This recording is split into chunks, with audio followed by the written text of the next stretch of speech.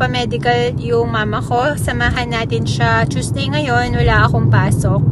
So, sakto. 12 noon yung napabook ko sa kanya na appointment. 11:30 na.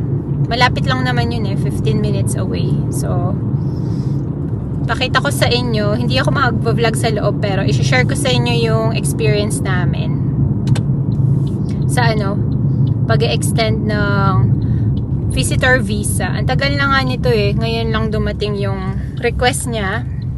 Parang 2 weeks ago. Kaya lang busy rin ako sa work. Kaya ngayon lang din siya napabook ng appointment. Tsaka nagko-compare ako ng price. Pero tatlo na yung natawagan ko. Pare-pareho lang yung presyo sa tatlo.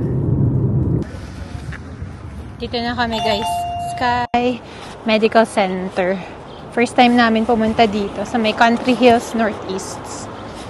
Ayan, baka hindi na ako mag-vlog sa loob din kasi may mga ibang pasyente. Pero pakita ko lang siya.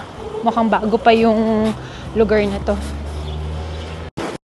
Nandito na kami, nagbayad na din ako. So, separate yung check-up dun sa doctor, which is yung immigration medical mismo. And then, nagbayad na rin ako for lab kasi may sarili silang laboratory dito, private siya.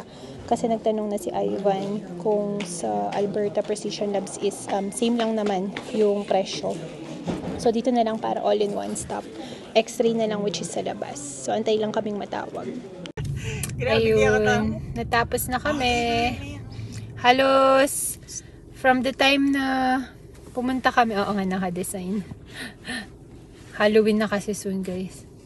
So from the time na pumunta kami doon, halos 11:45.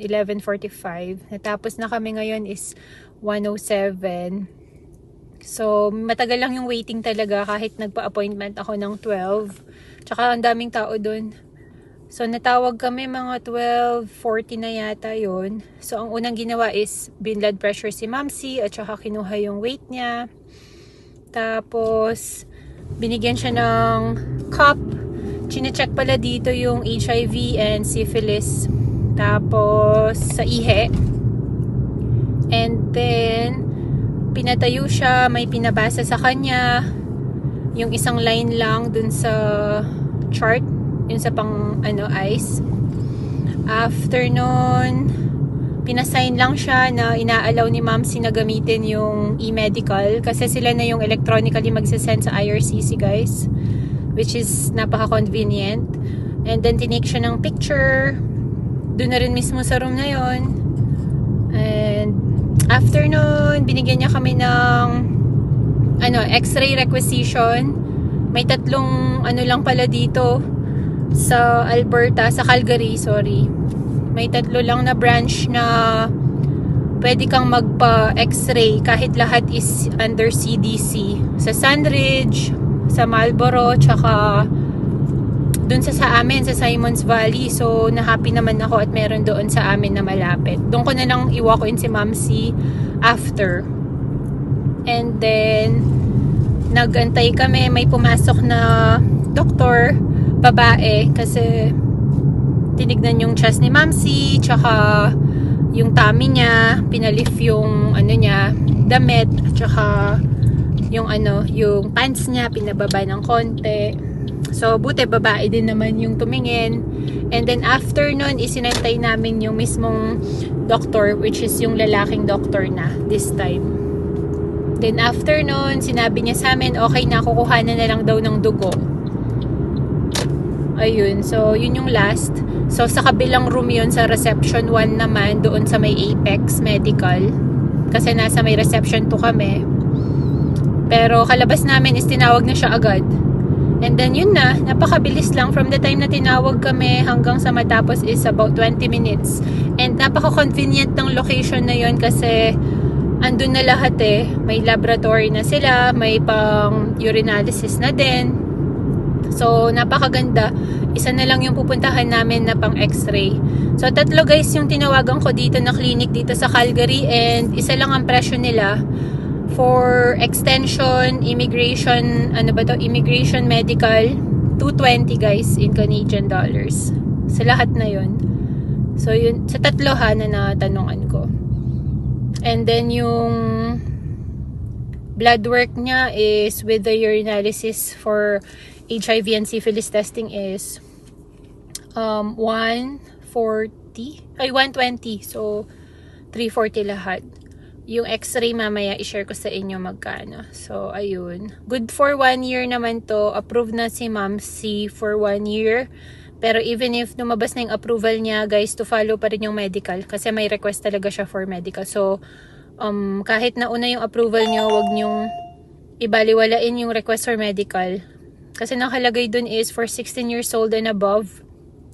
Dun sa clinic is kailangan na.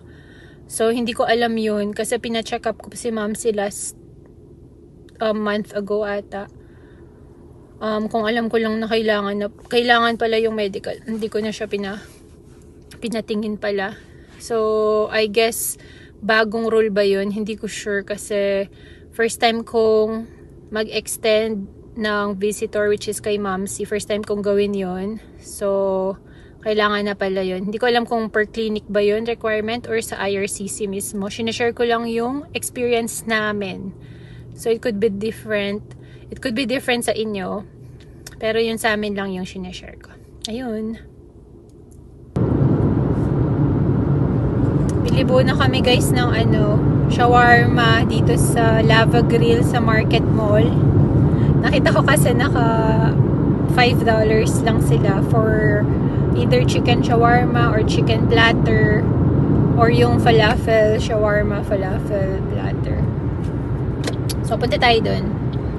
Medyo malayo nga siya from where we are. Pero yung Market Mall is napakalapit lang sa amin.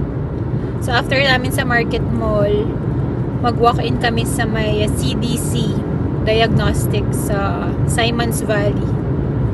Lalabas kasi si Kian ng 4:24. So, dapat andun kami bago siya lumabas. Ayun. Ito guys, yung sa Lava Grill, chicken bowl. Ito yung chicken shawarma kay Ma'am C. Tsaka itong falafel. Actually, hindi ko alam na yung first lang yung $5. Yung the rest is regular. Pero ang bait ng babae dun. Ibang lahi. Sineparate receipt niya. Salamat ate sa may Lava Grill. Ito siya. Dito yan sa Market Mall, Calgary. Kain muna tayo guys. Falafel is, alam ko chickpeas to na minash tapos dinip fried. Ito siya Kain tayo. Ano yung kanyang chicken niya? Chickpea. Ang vegetarian siya. Sausaw mo dito ma. Masarap to. Sarap na. Pinatikim ko kasi kay Ma'am. Sabi ko mag-chicken shawarma siya. Ako falafel. Para matry niya. Kanya naman pareho. Binilihan ko din si Ivan. Chicken platter.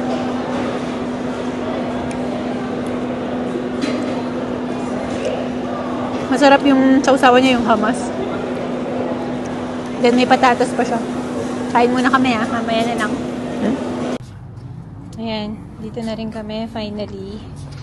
CDC dito sa may Simons Valley. Dun sa kabila, Ma'am C.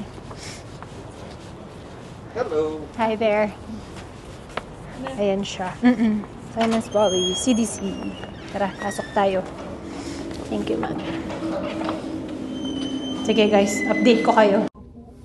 Ayun guys, so tapos na rin kami dito sa may CDC sa Simons Valley. Halos half hour din yung waiting. Kasi una walk-in lang din kami and yung iba doon is by appointment sila. So, $42 para sa mga walang insurance, chest x-ray ito. So, ayun, isasend na lang daw yung results sa immigration doctor. Sila na mismo yung magre-review ng mga result and magsisend electronically sa IRCC. So, mamaya, update ko kayo sa mga naging, sa timeline nung application nung sa mama ko. Uwi muna kami kasi malapit na umuwi si Kian. Baka malate kami sa school bus niya. So, mamaya na lang. Hi guys, so ito yung continuation ng vlog ko. Sabi ko, i-share ko yung timeline nung application ng extension of visa within Canada. So, yung kay mama ko. So, with her consent, i-share ko sa inyo yung timeline lang nung approval niya, at saka yung kung kailan lumabas yun, tsaka yung first day na na-apply niya. So, with her consent kasi sa kanya account to guys, and sa kanya rin yung email address na yun. So, i-share ko lang sa inyo. July 25 nung na-send ni mama yung application niya for extension. Tapos, that date itself, sinabihan niya ako agad na parang couple hours lang is may instruction to go for biometrics collection. So, never pang nag-biometrics collection kasi si nanay ko. Dahil nung last siyang pumunta dito is naka-super visa siya, and ngayon is, under ETA. Kasi diba dati naglabas yung Canada na lahat ng may visa within the last 10 years is pwedeng mag-apply for ETA. So, para siyang tourist visa na validity niya is 6 months din. So, dapat sa extension mo, 30 days before ma-expire yun is makapag-apply ka na ng extension kung balak mong magstay longer here. So, yun ang ginawa niya kasi mag-expire yun sa kanya ng September 5, I believe. So, ayun. After, is napabook namin siya right away. Like, kinabukasan, July 26, may vacancy dito, which is online booking. Ayan, papakita ko sa screen sa inyo yung pagbubook sa Service Canada. I-choose nyo lang kung biometric or passport. So, which is biometric yung gagawin natin. And, hindi ko na mapapakita pero ilalagay dyan yung biometrics, number. Ilalagay dyan sa empty space. And then, pipiliin mo kung saang branch mo gusto. I advise na huwag kayong mag-walk-in, kundi kuha kayo ng appointment. Kasi pagdating namin doon, sobrang haba nung pila for walk-ins. So, thankful ako is nakapag-appointment kami. Ang dami namang time na available that day. Like, kinabukasan mismo. So, mag-appointment kayo kasi mas uuna kayo kaysa sa mga walk-in. And then, after nun, ang tagal, tinatanong ko lagi si mama, may nag-email na ba? Ang tagal talaga. So, inantay lang namin. Kasi September 5 has passed, pero naka-implied status siya as long as nakapag-send siya nung application niya 30 days before.